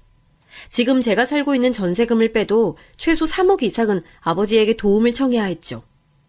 그런 제 마음을 아는지 모르는지 여자친구는 집을 보러 다닐 때마다 엄마가 무조건 남향이어야 한다고 했다. 확장형은 안 된다. 베란다는 무조건 있어야 한다 등등 우리 신혼집을 구하는데 자꾸만 마치 어머니의 마음에 들어야 하는 시험지처럼 집을 골랐습니다. 집도 집이었지만 가장 이해가 되지 않았던 건 바로 결혼 비용에 관한 것이었습니다. 집을 계약하고 가구와 가전제품들을 보러 다녔는데 집을 고를 때는 그렇게 까다로웠던 여자친구와 예비 장모님은 무조건 저렴한 제품들로만 고르려고 했습니다. 어차피 아이가 태어나면 다 망가진다는 게 이유였죠. 저는 뭔가 이상해 결혼 비용으로 생각하는 금액이 어느 정도인지 모아놓은 돈은 어느 정도인지 물었습니다. 이제 곧 부부가 될 사이이니 그 정도는 알아야겠다고 생각했죠. 그런데 지금까지 직장 생활을 하는 동안 여자친구 연봉이 저보다 항상 더 높았고 직장 생활도 더 오래 했는데도 생각보다 모아놓은 돈이 너무 적더라고요. 저는 직장을 다니며 오롯이 모은 돈으로 전세금까지 2배로 올려 이사를 했는데 아내가 결혼 준비를 하겠다고 제시한 금액은 그 금액의 절반밖에 되지 않았습니다. 저는 그때까지만 해도 여자친구네가 집안 사정이 많이 안 좋았으니 학자금이나 제가 모르는 빚을 갚는 데 썼겠다 싶기도 했죠. 그런데 결혼식을 올리고 살림을 합치고 보니 그 이유를 바로 알 수 있었습니다. 신혼여행에 다녀와 집안 정리를 하다 보니 말도 안 되게 많은 명품 가방과 신발, 옷들이 가득했습니다. 물론 아내가 연애 때에도 옷이나 가방에 관심이 많다는 거야 알고 있었죠. 그런데 어머니가 가지고 계신 것들까지 합치니 방 하나가 가득 찼습니다. 저야 명품 같은 건 잘 몰랐지만 저 같은 사람이 언뜻 보기에도 다 고가의 물건 같았습니다. 와, 이거 다 명품이야? 우리 엄마 모임 많은 거 알잖아. 거기 같이 모임하시는 분들은 다들 검식 있고 남편이 다 잘 나가는 사람들이라 맨날 이런 거 메고 나온대잖아. 그래서 자기가 다 사들인 거야? 내가 사드린 것도 있고 여행 갔다 오면서 가짜도 많이 사드렸어. 아무리 저 많은 것 중에 가짜가 있다곤 해도 얼핏 개수만 세어보아도 저 돈이면 전에 살던 집에서 방 하나는 더 있는 집에 살 수도 있겠다 싶더군요. 제가 너무 계산적인 걸까요? 하지만 정말이지 이해가 되지 않았습니다. 결혼을 하고 모든 게 현실이 되자 이해가 되지 않는 것들은 한두 가지가 아니었습니다. 어느 날 갑자기 장모님께서 저를 부르시더니 친구들끼리 개를 들어 크루즈 여행을 가는데 그 개를 들 당시에는 장모님께서 돈이 없어 개를 못 들었는데 이제와 다들 가는데 당신만 못 가니 서운하단 말을 하시더라고요. 장모님, 출근도 하셔야 하는데 여행 가실 수 있겠어요? 어? 자네 몰랐어? 나 조리원 그만뒀어. 예? 언제요? 우리 딸내미가 이제 일 그만두고 편하게 여행이나 좀 다니라던데. 저는 사실 좀 놀랐습니다. 건강이야 예전보다 많이 좋아지셨고 연세도 저희 부모님보다 훨씬 더 젊으신데 지금까지 잘 해오시던 일을 딸이 결혼 좀 했다고 해서 갑자기 그만두신다니요? 저는 찝찝한 마음을 애써 숨기고 크루즈 비용이 얼만지 물었죠. 500. 10일 동안이나 가는 건데 저렴하니 괜찮지? 저는 정말이지 입이 쩍 벌어지는 것만 같았습니다. 금액도 제가 생각한 것보다 너무 비싸기도 했지만 500이나 되는 금액이 저렴하다며 별거 아니라는 식으로 말씀하시는 장모님이 역시나 이해되지 않았죠. 저희 부모님은 평생 신문 보급소를 해오시느라 그 흔한 관광 한 번을 못 다니셨는데 말입니다. 저는 그날 밤 아내에게 상의를 했죠. 장모님께서 크루즈 얘기를 하시는데 우리도 지금은 여윳돈이 없으니 다음에는 꼭 보내드리겠다. 장모님 서운하지 않게 말씀드리는 게 어떻겠냐며 아내에게 얘기했죠. 그러자 아내는 대뜸 자신이 보내드릴 테니 제게 신경 쓰지 말라고 하더군요. 그거 얼마 되지도 않는데 어떻게 안 된다고 해. 내가 월급 들어오면 알아서 할게. 아내는 알아서 한다고 말하긴 했지만 뭔가 제게 서운한 눈치였습니다. 하지만 저는 오히려 화가 좀 나더군요. 이제 결혼도 했으니 저와도 가족인 건데 서로의 수입이나 월급에 대해서는 함께 공유해야 한다고 생각했습니다. 제 월급은 벌써 이 집의 생활비로 나가고 있었는데 아내의 월급은 어머니의 크루즈 비용으로 다 나가버린다뇨. 제 상식으로는 도저히 말이 되지 않았습니다. 그러던 중 도저히 그냥 넘어갈 수 없는 일들이 반복됐습니다. 하루는 어머님의 모임 친구분들이 저희 집도 구경할 겸 잠시 놀러 오신 적이 있었는데 제가 방에 있는 걸 아셨는지 모르셨는지 알 수 없었지만 아무리 제가 없다 해도 어떻게 그런 말을 할 수가 있나 싶을 정도의 말을 제 귀로 직접 듣고야 말았습니다. 자기는 복도 많아. 요즘 세상에 사위가 장모를 누가 모시고 살아. 우리 딸 정도면 그럴 수 있지 뭐. 어디 요즘 애들이 그래? 대학도 우리 딸보다 못한대고 지금 회사에서 직급도 딸보다 낮아. 연봉도 우리 딸이 더 높고. 어머 그래? 아우 하긴 자기 딸이 능력자긴 하네. 그럼 능력만 있어? 인물도 연예인 뺨치는데. 그러니까 그런 잘난 딸 낳아준 나를 지가 떠받들어 모셔야지 별 수 있어? 그래도 서울에 아파트까지 샀는데 대단하지 뭐. 그까짓 아파트 30평도 안 되는 거 가지고 뭐 아주 사위랑 살려니까 좁아 죽겠어. 저는 그 순간 문을 박차고 나가고 싶었지만 애써 꾹 참았습니다. 하지만 울분이 목구멍까지 차오르는 건 도저히 견딜 수가 없었죠. 저를 가지고 마음대로 이야기하시는 건 참는다 쳐도 저희 부모님이 고생고생해서 사주신 아파트까지 별거 아닌 것처럼 대하시는 장모님께 정말이지 화가 났습니다. 그런 소리까지 들은 이후에는 도저히 저도 장모님을 전처럼 대하기는 힘들더군요. 거기다가 툭하면 제게 용돈을 달라며 농담 비슷하게 얘기하셨어요. 주변의 다른 분들과 자꾸만 비교를 하시면서요. 그 집 사위는 분기마다 필요한 거 사라고 용돈을 주는데 최소 100일에 패해. 어머니, 저희도 많이 노력하고 있어요. 상황이 좋아지면. 월급쟁이가 무슨 상황이 좋아져? 매일 똑같은 게 월급쟁이지. 에휴, 이래서 남자는 사업을 해야 돼.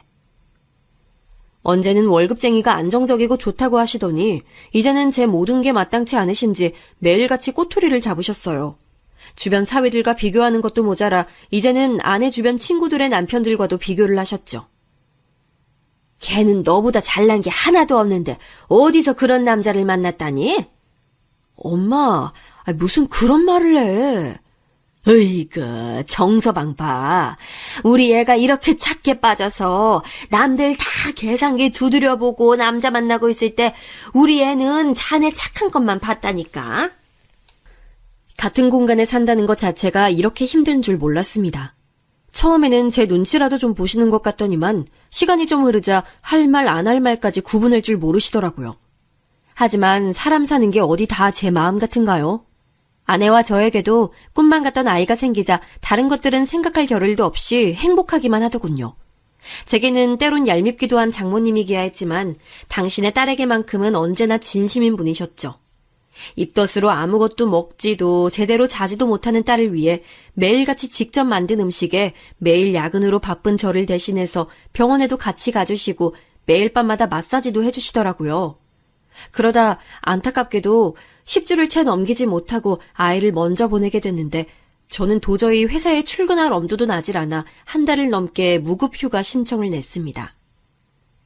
자네는 아무리 힘들어도 그렇지 가장이 돼서 자기 멋대로 무급휴가를 내는 게 말이 되나? 장모님, 저도 너무 힘들어요. 남자가 왜 그렇게 유약해? 아우, 도대체 내 딸은 뭐가 모자라서 자네 같은 남자랑 사는지 모르겠네.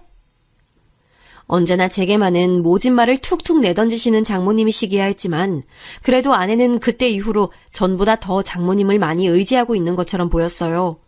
저도 그 당시에는 제가 힘든 것만 생각하느라 아내를 위로하지 못했으니 잘못했다 싶어 제 마음이 어떻든 간에 어떻게든 아내와 잘 살아보자는 마음으로 참으며 살다 보니 어느새 결혼을 한 지 10년이 지나더군요. 그 사이 저희 누나도 결혼을 했고 아버지께서도 돌아가시고 저희 어머니께서도 고향에서 홀로 살고 계셨습니다. 누나가 그래도 어머니 댁 근처에 살고 있어서 마음은 조금 놓였지만 저는 자주 내려가지 못하는 상황이었으니 항상 죄송스러운 마음이 있었죠. 그러다 어머니께서 전부터 좋지 않으셨던 무릎 때문에 서울 병원에 다니게 되셨고 수술까지 하게 되셨습니다. 의사 선생님의 말로는 한 달 정도 거동이 불편할 수 있으니 푹 쉬셔야 한다는데 서울 병원을 오가는 건 누나가 다 도왔다지만 누나도 아직 어린 조카가 있어서 간병까지는 쉽지 않았어요. 그래서 저도 고민을 하다가 이번에는 아내에게 솔직하게 말했습니다. 한 달만 어머니를 좀 저희 집에서 모시고 싶다고요. 나도 아들 노릇은 한번 해봐야지. 정서방, 생각이 있어? 애가 일하랴 살림하랴 매일 고생하는 거 안쓰럽지도 않어? 근데 거기다가 대고 시어머니 수발을 들라고? 장모님, 저희 어머니 수발은 제가... 됐네! 다신 그 얘긴 꺼내지도 말어! 저는 정말이지 더 이상은 참을 수가 없었습니다. 아니, 이제는 참을 이유조차 없는 것만 같았죠. 나 참을 만큼 참았어. 더 이상은 나도 장모님이랑은 못 살겠어. 뭐야, 그럼 이제 와서 우리 엄마 내쫓으라는 거야? 해도 너무하시잖아. 딱 한 달만이라는데 그게 안 돼? 설마 지금 우리 엄마 버리고 오빠 어머니 모시고 싶어서 이래? 그런 말 아닌 거 알잖아. 그리고 명색이 이 집 우리 어머니가 사주신 거잖아. 내가 장모님을 10년을 모셨는데 우리 엄마는 한 달도 같이 못 지낸다는 게 말이 된다고 생각해? 와, 자기 생색 장난 아니다. 그리고 나랑 결혼만 하면 아버지께서 사주신다고 하신 거잖아. 내가 너무 마음에 들고 놓치기 싫으니까 그러면 내 지분도 있는 거지. 정말이지 제가 사랑했던 그 여자가 맞는 건가 싶었습니다. 딸은 엄마를 닮는다는데 정말 아내도 장모님을 닮아가는 걸까요? 저는 덜컥 겁이 났습니다.